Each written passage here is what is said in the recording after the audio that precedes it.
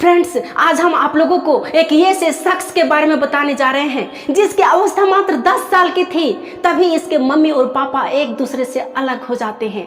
उन शख्स के बारे में बताने जा रहे हैं जिसकी गर्लफ्रेंड और होने वाली मंगेतर इसे बीच राह में ही छोड़ करके चले जाते हैं, लेकिन इन्होंने कभी शादी नहीं की और उसकी ही आद में अपनी जिंदगी को गुजार रहे हैं। उन महान शख्स, हमारे देश के बहुत बड़े बिजनेसमैन और हमारे देश के एक बहुत ऑनेस्ट ईमानदार बिजनेसमैन रतन टाटा के बारे में आप लोगों को एक छोटा सा संक्षिप्त कहानी इसके पीछे की बताने जा रहे हैं। फ्रेंड्स, जब ये 10 साल के थे तब इसके पापा नवल टाटा और इसकी मम्मी सुनी टाटा एक दूसरे से अलग हो जाते हैं और उस दौरान इसकी भरण पोषण इसकी बूढ़ी दादी माँ करती है और इसके सौतेले भाई के साथ होता है, लेकिन इन्होंने दूसरी शादी नहीं किया। कहा जाता है कि जब यह अमेरिका में रहा करते थे, अमेरिकन लड़की लॉस एंजल्स से इसे प्यार हो जाता है और प्यार इस हद तक हो जाता है कि ये दोनों एक दूसरे से शादी करने के लिए भी राजी हो जाते हैं। लेकिन उसी दौरान इंडिया से इसके दिल के टुकड़े, कलेजे के टुकड़े, जहां पर इसकी जानें अटकी हुई थी, वहीं से इंडिया से कॉल आता है, बेटा घर आ जाओ, मेरी तबीयत खराब है। यह दौड़े हुए अमेरिका से आते हैं, लेकिन आने से पहले वह अपनी मंगेतर, होने वाली मंगेतर से बोलते हैं कि तुम भी मेरे साथ चलो, मिस एंजल तुम भी मेरे साथ इंडिया चलो, वहां हमारी बूढ़ी दादी माँ बीमार है, उसका भरण पोषण करना, उसकी सेवा करना है। लेकिन उसके मम्मी और पापा इसे आने के लिए नहीं देते हैं। जब आने के लिए नहीं देते इस रीजन से क्योंकि उसी दौरान हमारे इंडिया में इंडो चाइना वार 1962 को चल रही थी। 1962 का इंडो चाइना वार हमारे देश में चल रहा था, तो उसकी मम्मी पापा ने बोले कि नहीं इंडिया तुमको नहीं जाना है क्योंकि वहां पर वार हो रही है, क्या पता वार में आप मारे जाए, इसलिए उन्होंने अपनी बेटी को आने नहीं दिया। बोला ठीक है कोई बात नहीं, मैं इंतजार करूंगा, आप लौट करके आइएगा, जब वार खत्म हो जाएगी तब आ जाइएगा। लेकिन कुछ दिनों के बाद रतन टाटा को मैसेज आता है कि मेरी शादी हो चुकी है। रतन टाटा को मैसेज आता है कि उसकी होने वाली मंगेतर की शादी किसी और के साथ फिक्स हो गया और उसकी शादी किसी और के साथ हो गई।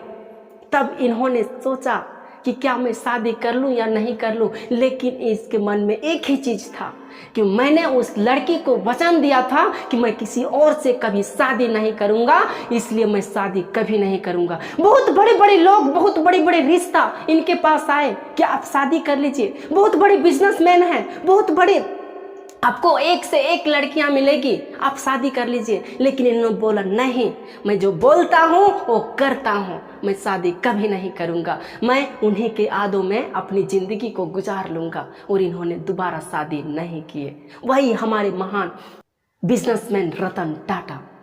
एक और फैक्ट आप लोगों को रतन टाटा के बारे में बता देते हैं कि जब रतन टाटा जा रहे थे कहाँ बिजनेस के डील में, नासिक जा रहे थे, तो उसी दौरान क्या हुआ था कि इसके कार के टायर पंचर हो गए थे। तो मैकेनिज्म जो है इसके टायर ठीक कर रहे थे, लेकिन ये भी उसमें काम करने लगे और इसके टायर को ठीक करने लगे।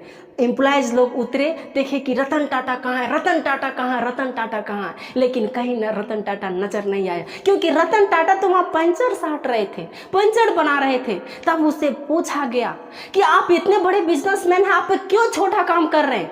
तो उन्होंने बोले कि leadership is not passion, it is action.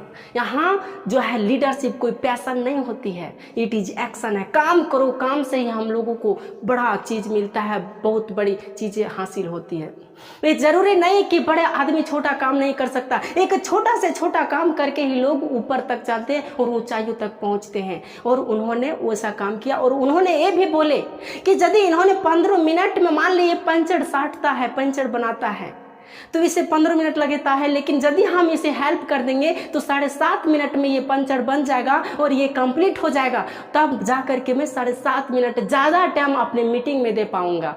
इन्होंने टाइम का पंक्चुअल थे, टाइम के बहुत पंक्चुअल थे हमारे रतन टाटा।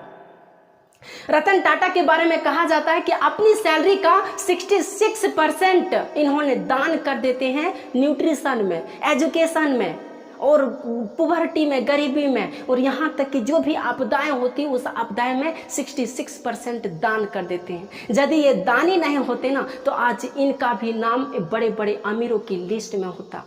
यहाँ तक कि रतन टाटा की मेहनत देखिए, एक छोटे से वर्कर में काम करके इन्होंने एक बड़ी बिजनेस को इतना बड़ा बिल्डअप कर दिया कि रतन टाटा के अंदर, टाटा कंपनी के अंदर में 100 कंपनियां काम करती है और अलग अलग कंट्री में एक कंपनियां काम करती। इतनी बड़ी फेमस है हमारे रतन टाटा। लेकिन आज भी रतन टाटा कभी भी पेश नहीं आते हैं एक बिजनेसमैन की तरह, वह आज भी एक नॉर्मल इंसान की तरह पेश आते हैं। तो ये रतन टाटा की एक छोटी सी कहानी है। आप लोगों को कैसा लगा आप लोग कमेंट में ज़रूर बताइएगा। Thank you very much. जय हिंद, नमस्कार।